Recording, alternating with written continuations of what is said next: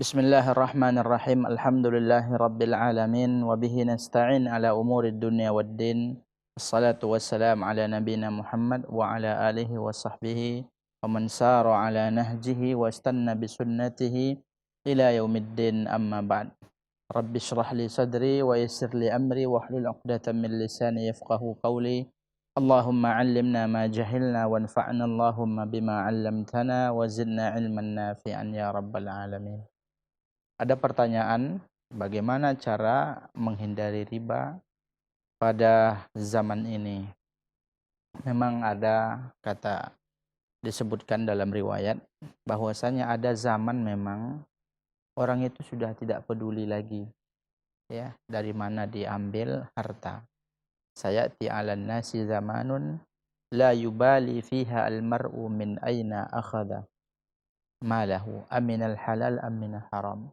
Akan datang suatu masa di mana seorang tidak lagi memperdulikan dari mana harta dia dapatkan, apakah dari halal atau dari haram. Maka oleh sebab itu kita harus berhati-hati, jangan sampai kita jatuh kepada praktek-praktek riba. Pertanyaan dari saudari kita, bagaimana cara agar kita terhindar dari riba? Yang pertama, tentunya ya sebagaimana dijelaskan oleh para ulama kita, hendaklah kita mengetahui ya, mengilmui ya, menguatkan ilmu kita tentang masalah-masalah transaksi-transaksi, hukum jual beli, hukum transaksi dalam agama Islam. Agar kita ya tidak terjerumus ya. Karena al-ilmu qabla al-qawli wal amal. Ilmu itu harus dikuatkan sebelum kita berbicara, sebelum kita melakukan suatu perkara. Kalau kita ingin menjadi seorang praktisi bisnis, maka pelajari ilmu-ilmu. Begitu juga, bukan hanya seorang praktisi bisnis, seorang pedagang. Begitu juga kita sebagai pembeli. Ya, jangan ya kita tidak mengetahui dan tidak mengenal hukum-hukum yang terkait dengan jual beli. Makanya Ali bin Abi Thalib radhiyallahu anhu mengatakan, "Man ittajara qabla an yatafaqqaha fil bai'i irtatama fir riba, tsumma irtatama." Barang siapa yang melakukan ya ittajara, transaksi jual beli, ya niaga berniaga, qabla an yatafaqqaha, sebelum dia mengenal ya, bertafakuh tentang masalah riba, tentang masalah jual beli, ya dia belum mengilmuinya, irtatama fir riba, maka dia akan terjerumus kepada riba, dia akan terjerumus. Nah, begitu juga Umar bin Khattab radhiyallahu anhu ketika beliau menjadi khalifah, beliau menegaskan kepada rakyatnya, ya apa beliau katakan? La yabi' fi suqina illa man faqihar riba. Jangan ada yang menjadi penjual, ya. Jangan ada yang bertransaksi di pasar kita ini kecuali orang yang sudah paham tentang riba, mengetahui dan mengilmui tentang riba, karena ini sangat berbahaya. Oleh sebab itu, agar kita tidak terjerumus, ya, maka harus kita ketahui mana pintu-pintu riba yang ada di sekitar kita, harus kita kenal. Ya, bahaya riba. Kemudian apa ya yang menjadi hal-hal yang akan menyeret kita kepada riba. Kenali apa itu riba. Kemudian yang kedua, ya, hendaklah kita ya qanaah. Ya, menanamkan dalam diri kita qanaah. Karena biasanya Qanaah ya, itu seperti apa itu? Qanaah itu adalah tidak terlalu berambisi untuk mengejar dunia, merasa cukup ya dengan apa yang Allah berikan. Irda bima qasamallahu alaika takun aghnan nas, kata Rasulullah. Ridailah ya apa yang Allah berikan kepada engkau, maka ya takun aghnan nas, maka engkau akan menjadi manusia yang paling kaya. Qanaah, jangan terlalu ambisi terhadap dunia.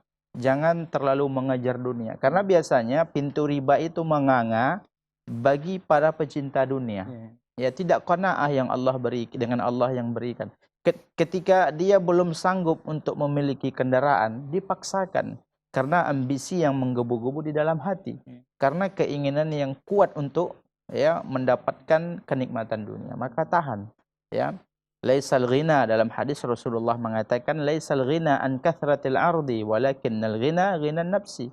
Kekayaan yang hakiki itu bukan banyaknya harta benda, akan tetapi kekayaan hakiki adalah ketika hati kita kaya dengan qanaah kepada Allah Subhanahu wa taala. Kemudian yang ketiga, ya kenali bahaya riba. Karena kalau orang dia sudah tahu riba itu bahaya, dia akan termotivasi untuk menjauhinya. Beda dengan orang yang dia hanya tahu riba itu haram. Ya begitu saja selesai. Dia nggak tahu kalau riba itu dalam hadis disebutkan yang diriwayatkan Imam Tirmidzi dan disahihkan oleh Syekh Albani, dirhamun riba ya'kuluhur rajul asyaddu min wa huwa ya'lam ya asyaddu min sittin wa thalathina zina. Nauzubillah. Ya, 1 dirham uang riba yang dimakan oleh seorang, padahal dia tahu itu uang riba, itu lebih dahsyat dosanya daripada berzina 36 kali. Kalau kita mengenal ya bahaya-bahaya seperti ini, tentunya kita akan takut. Ya, kita akan tercegah untuk ya maju dan untuk masuk kepada pintu riba. Tapi kalau ya hanya kenal riba itu nggak boleh, ya kadang-kadang kalau dalam keadaan darurat boleh, ini tidak akan kuat efek cegahnya kepada kita, maka kenal ya. Kemudian hendaklah cari lingkungan orang-orang yang memang berusaha menjauhkan diri dari riba. Ya, jangan terlalu membaur dengan orang-orang yang ya mereka tersebut melakukan praktisi riba. Kemudian yang berikutnya adalah ya jangan mudah berhutang. Kadang ada orang ya sikit-sikit berhutang. Ada tidak mendesak ya keperluan yang dia mungkin sifatnya itu ya tahsiniyat kalau dalam bahasa usul fikihnya, bukan daruriyat, bukan suatu yang mendesak. Hanya untuk ya lifestyle gitu ya, untuk gaya hidup. Ya dia berhutang. Padahal hutang ini merupakan pintu riba yang sangat berbahaya. Makanya dalam Islam kita tidak dianjurkan untuk berhutang kecuali kalau betul-betul butuh. Bahkan Rasulullah berlindung, ya menyuruh kita untuk berlindung. Jadi ya jangan mudah untuk berhutang. Kadang ada orang ya untuk hanya meninggikan fashion ya, meninggikan stylenya ya. Dia bukan mudah untuk pinjam sana, pinjam sini, buka pinjaman di bank ini. Nauzubillah. Ya, ini jangan mudah untuk berhutang ya, karena Rasulullah ya berlindung dari hutang tadi. Kemudian yang berikutnya adalah atau yang terakhir, hendaklah berdoa kepada Allah Subhanahu wa taala. Tentunya Allah Subhanahu wa taala adalah zat yang menguatkan hati kita. Ketika Allah kuatkan hati kita untuk istiqamah, untuk menghindari riba, maka itu sangat mudah Allah lakukan. Minta petunjuk kepada Allah ya. Allahumma inni as'aluka fi'lal khairat wa talkar munkarat. Ya Allah, sesungguhnya aku memohon kepadamu untuk melakukan kebaikan ya dan meninggalkan kemungkaran-kemungkaran. Kemudian juga memperbanyak doa, Allahumma kfina bihalalika an haramik waghnina bifadlika amman siwak. Ini doa yang diajarkan oleh Rasulullah sallallahu alaihi wasallam. Ya, juga baca doa agar kita tidak terlilit hutang, karena ya sebagaimana kita katakan, hutang itu pintu riba. Disitulah banyak orang masuk kepada riba dari pintu hutang. Nauzubillah. Itulah beberapa cara agar terhindar dari riba.